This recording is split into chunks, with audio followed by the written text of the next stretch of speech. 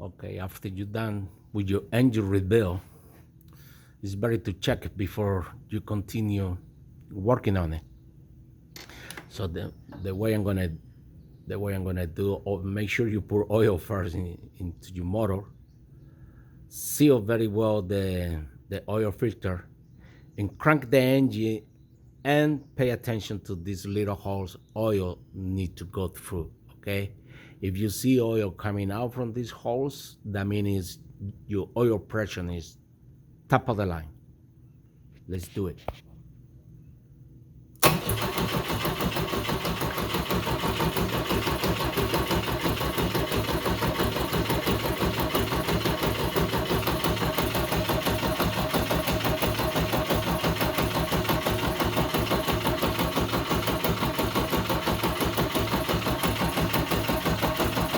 All right, you see it? If you want to learn new tricks, please follow me. You can follow me on YouTube channel, Facebook, Instagram, or OnlyFans. Thank you for watching.